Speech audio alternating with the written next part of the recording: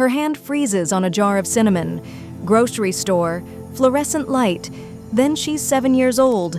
A kitchen, sunlight through curtains, nobody said her name, but 20 years just opened like a door. This happens to almost everyone. A smell, 3 bars of a song, a stranger's laugh from behind you, a whole memory standing in the room like it never left. Scientists blame it on wiring. Smell sits right next to memory in the brain, so one triggers the other. Fine, that tells you how the memory got out. It doesn't tell you why it picked today. Guided by Light gets into questions exactly like this every week. Here's what people actually report. It's never a random memory. It's the one memory that matches what you're living through right now, even if you can't see the link yet. So why that memory? Why now and not last year? Why now and not never? Hold that question. It gets answered. Some spiritual teachers describe memory like a locked archive. Nothing in there gets deleted. It just gets sealed shut until something needs it back. And the one holding the key isn't your memory. It's your soul. Here's the reversal. What if the memory isn't old at all? What if it's brand new information about your present, wearing an old photo as a disguise? Numerology reads it this way: the memory isn't about your past self.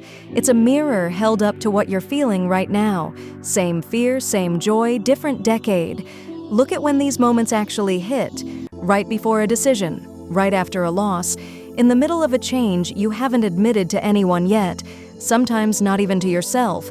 The memory isn't interrupting your life, it's tapping you on the shoulder. And the cinnamon jar is still exactly where her hand left it. She hasn't moved, hasn't blinked, hasn't set it back on the shelf. Whatever this is, it isn't finished with her yet. Here's the part that tends to stop people cold. Some healers describe the self as layered, the child you were, the adult you are now, sharing one body, almost never speaking to each other. A sudden memory in that reading isn't a flashback. It's the two of you meeting for a second, the same person, twice. If that feels uncanny, it should. Many traditions hold that the soul keeps a running tally of everything you've lived, including the parts your conscious mind quietly dropped. Every so often it hands you one piece and says, look again, not to relive it, to realign with it. That's why the same memory keeps returning for some people. Not a glitch, a pattern trying to finish itself. Ask anyone who's woken up at 3 in the morning for no reason and found an old memory just sitting there, waiting.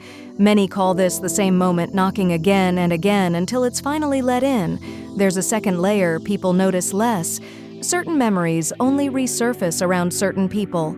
You meet someone new, and out of nowhere you're thinking about a friend from a decade ago you haven't spoken to since. Some readings say your soul is matching energy, not faces. The new person carries a frequency close enough to the old one that the memory gets pulled forward. As a warning, a comparison, or a permission slip, think about the last time this happened to you. A song came on in a coffee shop and suddenly you were somewhere else entirely. A car? A hallway? A version of yourself you hadn't thought about in years. That's the pattern in action, and once you notice it, you start catching it everywhere. If this is resonating, hit like right now before we go further. Here's where this connects to something you may already sense: unfinished business. A person you never got closure with. A version of you left mid-sentence, grief that got swallowed instead of spoken, love that never got said out loud, fear you buried instead of facing. None of it disappears. It waits at the door until you finally open it. The body remembers first. The mind catches up later. Here's the twist most people miss. The memory returning isn't the wound reopening. It's the wound finally closing. Most people report feeling lighter afterward, not heavier. There's also the matter of timing itself. A memory surfacing right as a clock hits a repeating number, an old contact texting the same week, completely unprompted.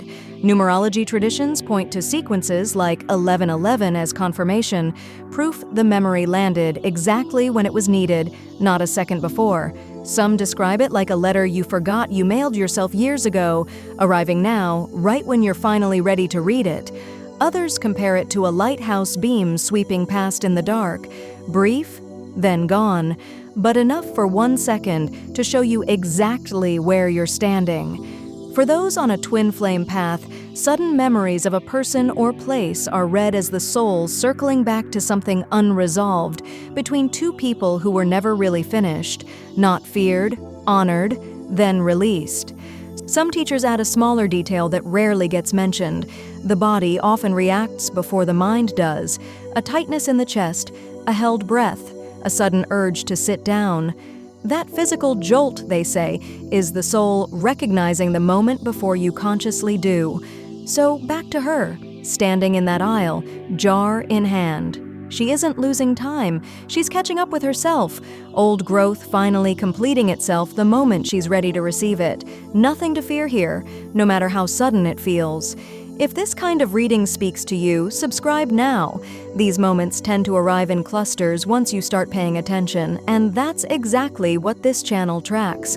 So the next time an old memory shows up with no warning, don't brush it aside. It chose that exact moment on purpose. And her, cinnamon still in her hand. She puts the jar down gently, like closing a door she finally understands. She walks out a little lighter than she came in.